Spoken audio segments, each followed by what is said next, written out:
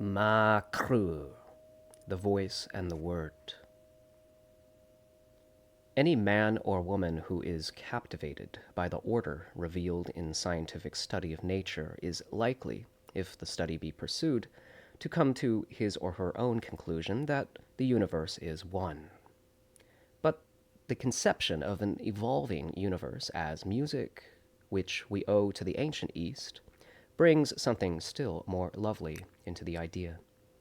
And if we ponder the matter still further, guided by the genius of ancient Mesopotamia, the recognition of compassion as inseparable from the conviction of unity cannot fail to follow.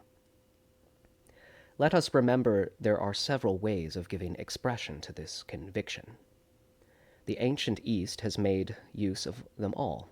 Scientific rationalization, extravagant dramatic pantomime, possibly as fascinating in its day as our modern art of ballet, lyric hymns, symbolic ritual, philosophic statement, mysticism, poetic allegory, startlingly simple direct avowal, as in the words, "I and my Father are one." In ancient Mesopotamia, the early conviction of unity, expressed alike in the scientific rationalization already mentioned and in the pantomime epics of Sumeria, became conventionalized in the temple ritual of the New Year festival, which lasted 11 days. The favorite Sumerian allegory for the annual event that testified to the unifying law was to them such a worshipful and awe-inspiring proof of divine purposeness and benevolence. It was that of the great mother Ishtar, also called Nina, Ninana, Inanna, or Inini in the various dialects, seeking out her dead son and lover, Tammuz, called Damu in Sumerian. Tammuz was not specifically the spring sun or the sprouting grain, but was the dramatized personification, the beloved pipe-playing figure who, in the guise of a good shepherd, represented all reawakening life, light and warmth, whether in the returning springtime sun, the growing grain, the budding tree, or the embryo swelling in the ewes and cows in the fields. Hence, he was regarded as a figure embodying the great regulating principle that in the daily sun, the spring equinox, and the burgeoning nature bore witness to the beauty and the kindliness of the mother principle, represented by the other beloved figure, Inini, whose symbolic star was Sirius, known to the Mesopotamians as the bow star, because of its behavior in the night sky, provided an unfailing date reminder for another annual event connected with the perennial miracle of resurgence.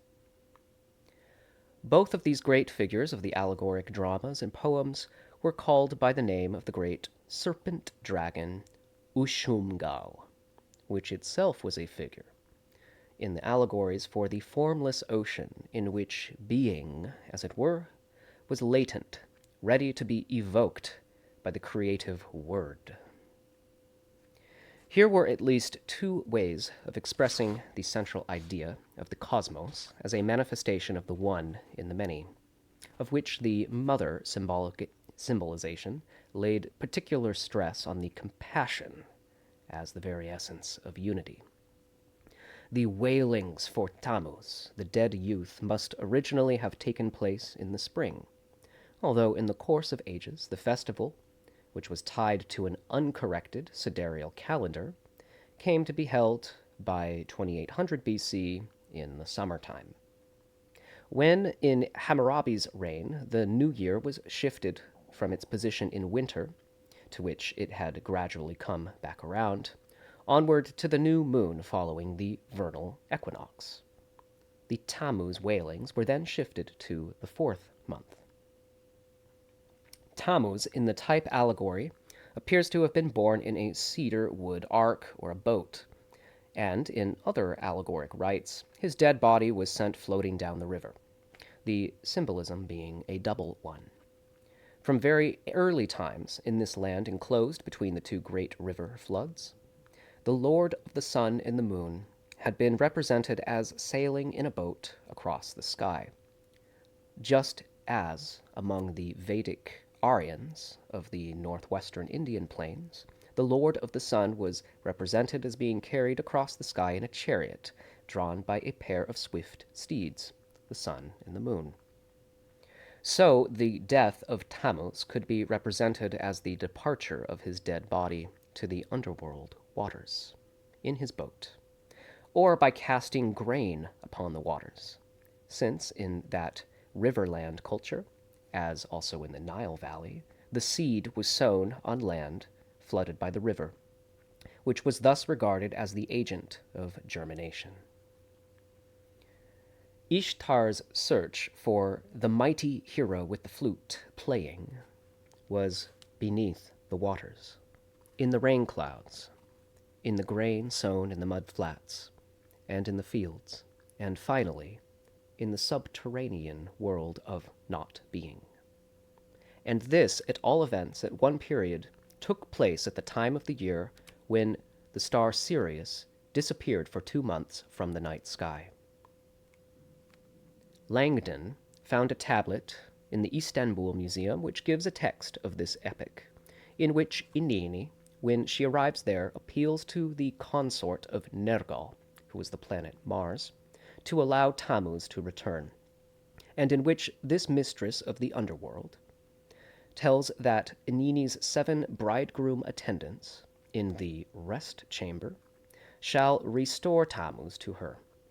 Tammuz, here Lord of the Seven, is awakened by it, and Ishtar, who in this liturgy is both the mother and the spouse of the radiant Lord, cries aloud, "In heaven there is light, on earth there is light." And the text, perhaps chanted by a chorus, goes on to tell that in his infancy the mother bore him in her bosom, and the mother compassionate, uttered. The sister compassionate, uttered. In her bosom, his spouse, Indini, gave him repose. Comparing this with another return of the sun, mythos and ritual in Egypt, the phraseology strongly suggests that this was a musical rite, in which the resurgence is effected sacramentally by the sounding of musical notes. The importance of this will appear presently. Inini, as creatress, is the begetting mother of the sun and of the burgeoning springtide. Herself manifested in the Lady of the Night, the moon, she is sister to the Lord manifesting in the sun. And when the Lord, the time regulator, is manifesting as sun and moon, regulating the surging tide of desire that leads to fruition in birth, himself stimulating desire, then she is the insatiable lover, his spouse, or even, as in other poems, the universal whore, giving herself to all in whom she creates the urge to create life, and restricting her favors to no one love. There is a sidereal reference also in Ishtar's faithlessness, as her star deserts those lover stars with which it consorts closely for brief periods. The supposed inconsistency between these different aspects of the figure under which the divine being, as Inini, the first principle, is represented, is no inconsistency at all. No single allegory could represent the divine first principle in all the many facets of manifestation in creation. The religious poetry of the ancient East attempted them all. There was neither confusion nor contradiction, because poets and people knew that all of these aspects concerned the one. The music of the reed pipe, as of other instruments, was an all-important feature in the religious services, and more particularly because in the annual recreation ritual, Philosophically, the mysterious sounds that were the words of creation, the messengers of the creating being in the pantomimes, were creation by virtue of giving form to the formless, and giving it as it was given to the heavens in measure, number, and vibration or frequency. The cubed standard measure and the musical note, music in the strictest sense of mathematically accordant sound waves, were both alike forms in which the formless clothed itself. The symbol of the mother goddess as first principle was a cube. In dramatized poetry, one of her titles was Elteg, or Nidaba, the goddess reed, qualified as Nidaba of numbers, and represented in the allegories as having 7 hands and creating with her breath. This philosophic notion of creativeness could best be depicted for the populace by the human birth allegory. And so one of the most famous Sumerian prayers to Inini, as the principle of unity and law, exemplified in the time regulatory function of the moon, closes with the words, "Divinity of begetting, divinity of procreation, thou art, forever thou exercisest love." The goddess was the very principle of the attraction which results in new life. We are reminded of the Greek allegory in which Eros is the first of the gods, and in a hymn of praise to Ishtar, we read of her love in another sense. She is adorned with the light of days and months, she, the merciful. She brings light to the afflicted, makes rich the downcast.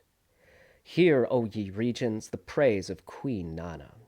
Magnify the Creatress, exalt and dignify. Exalt the glorious one, draw nigh to the mighty Lady. It is quite obvious here that the people knew that this dramatized figure, in which they worshipped the divine principle, was both exemplified in the regulatory functions of sun and moon, and was the cause of all that is, and obvious too, that they recognized this principle as being compassionate. Langdon gives many quotations from the Babylonian and Assyrian texts to prove that the people held her as creatress to be not only just in the sense of being the principle of unfailing order, but both bountiful and merciful, as, for example, "She that causeth the heart to attain its desire, who loveth righteousness, who hearkeneth unto prayer, who accepteth supplication, the bestower of life, the merciful goddess, to whom it is good to pray." And also, "Thou renderest the judgment of mankind with justice and right." She it is who harmonizes or subdues the gods who are unreconciled. She hears petitions and receives supplication. She is the compassionate goddess who loves righteousness. She herself is Ninzida, justness.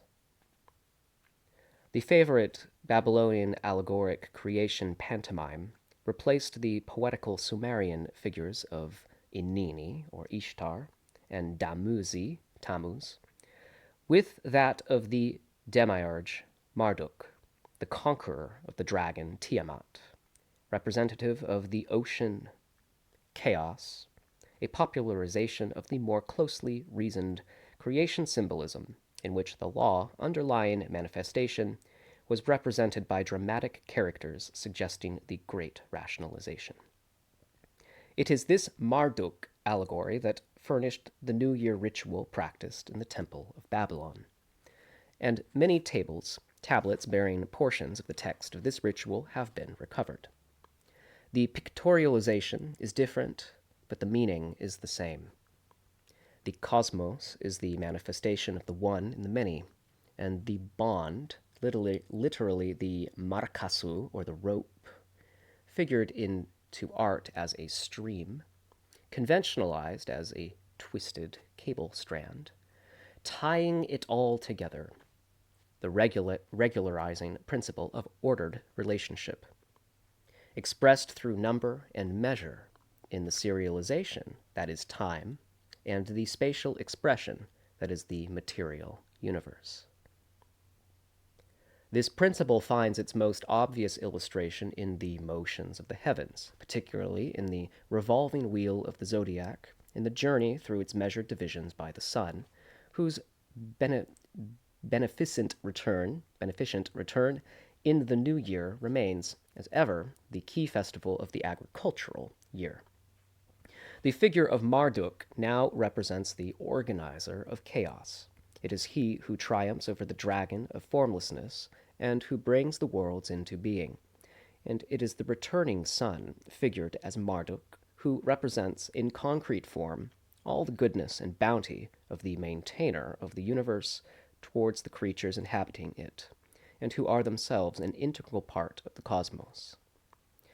The story had become so conventionalized in the ritual that the keys were necessary to explain how different actions in the now stereotyped ritual indicated this or that episode in the great epic drama. No key was required, apparently, to the inner meaning of the episodes in question. The epic drama had been so long familiar that its meaning could be taken for granted.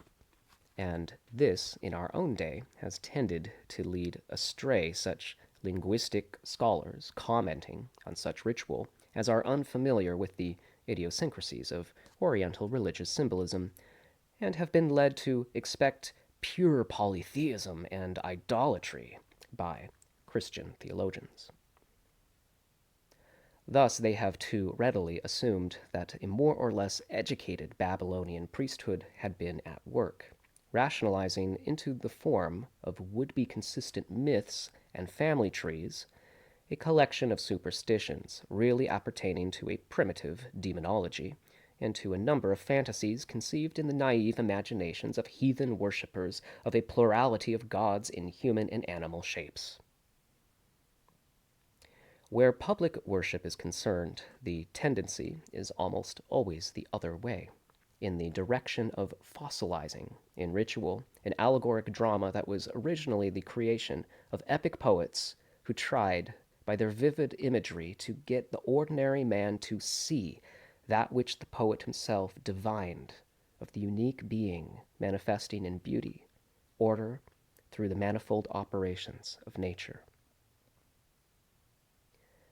In this famous ritual text, which must have existed in many copies, and beginning with the words Enuma Elish, the opening statement has had a curiously familiar ring. Dr. Langdon's philological translation of a most difficult and uncertain text is necessarily hesitant and halting, but perhaps we may paraphrase it.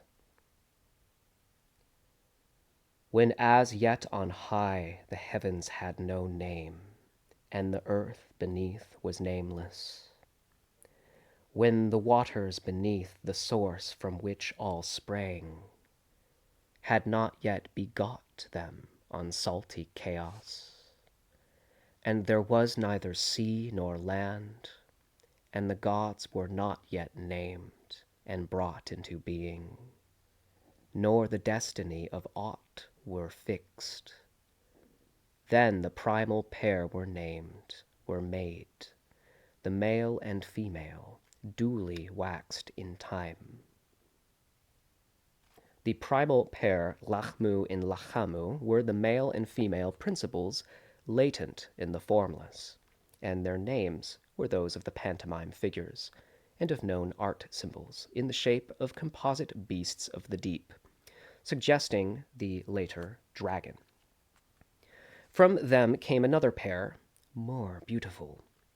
There appears to be some attempt here to represent that four, which in all Eastern philosophic cosmogonies is regarded as the base of manifestation or being. Next, there is the mention of days and years, that is to say, time extending.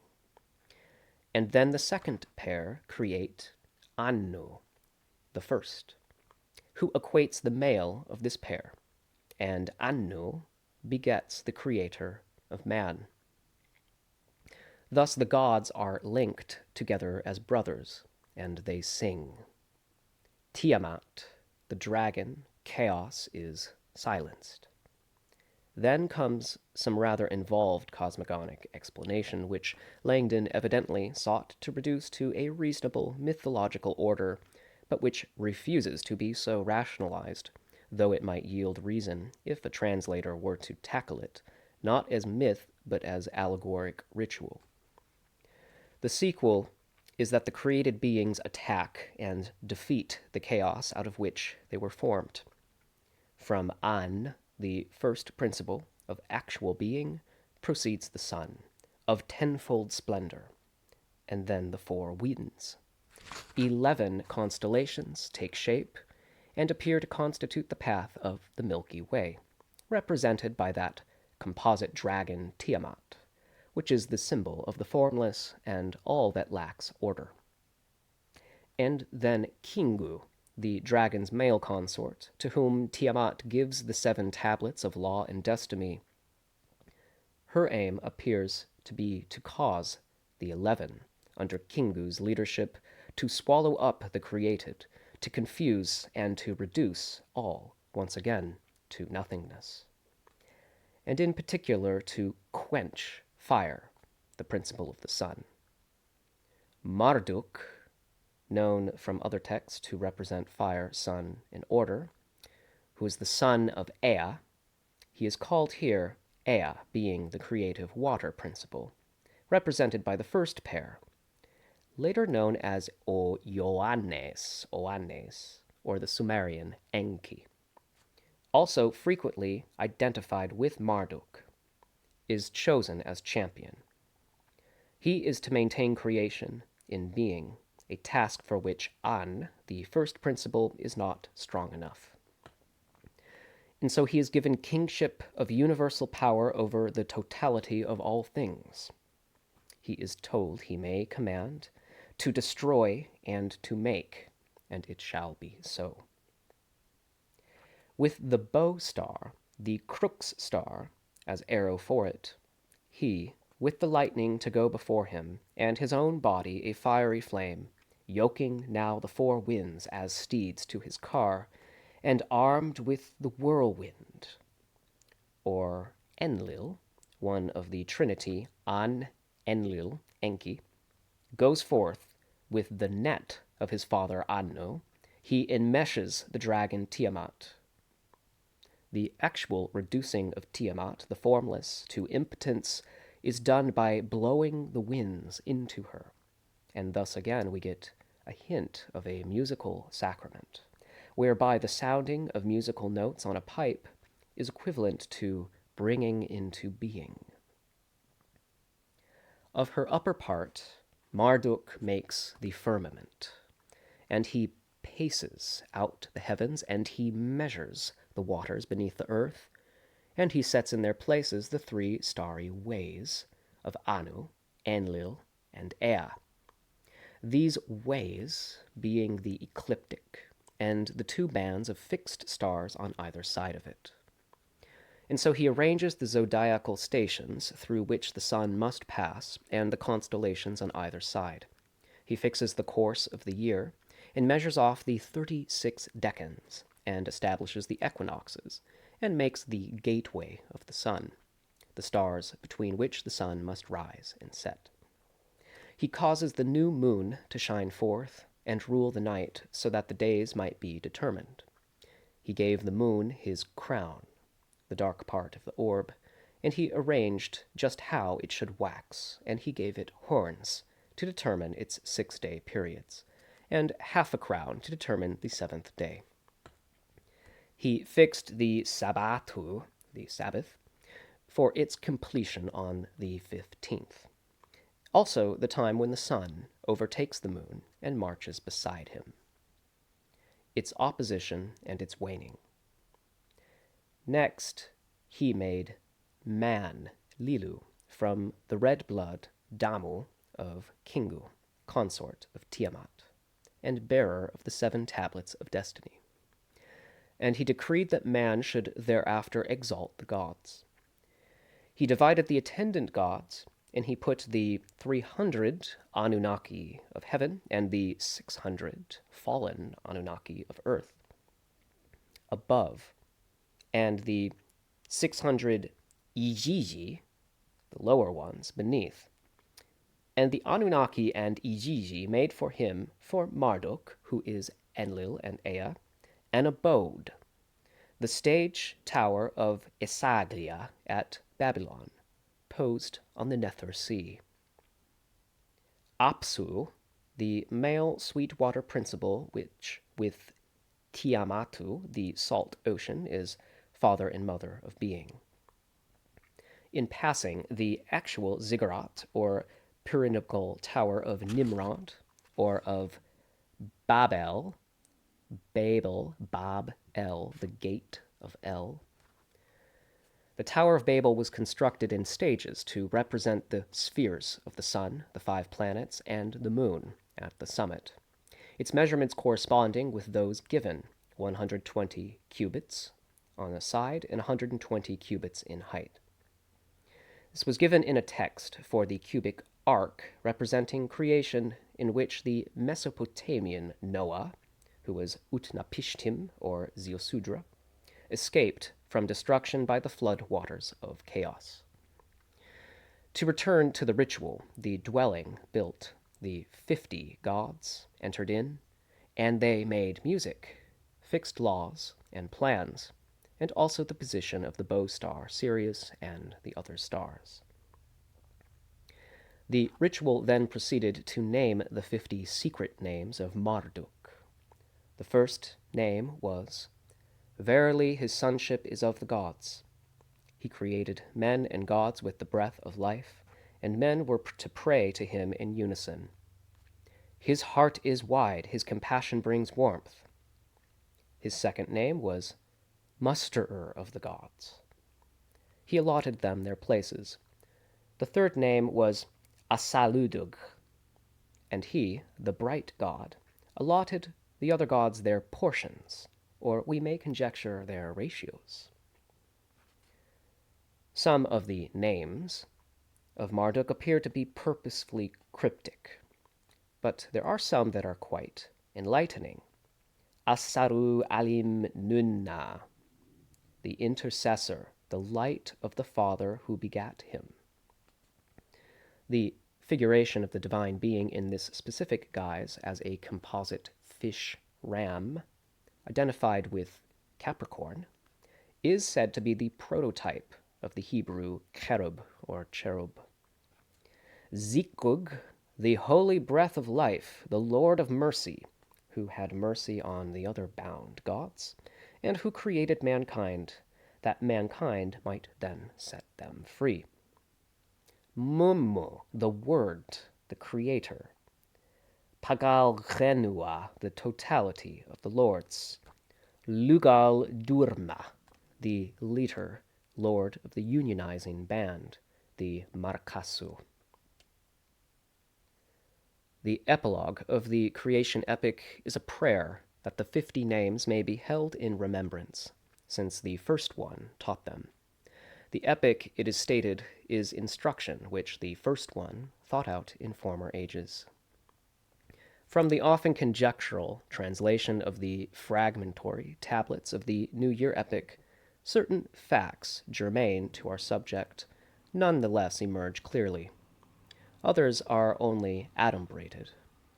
The Babylonians evidently thought of the divine being as one, and as manifesting in creation, considered as a continuously organic and formative act, which yet might be annulled, but which was held in being by a unionizing and regulatory law, the very operation of which constituted beauty, compassion, fellow feeling, and, I think we may fairly add, harmony.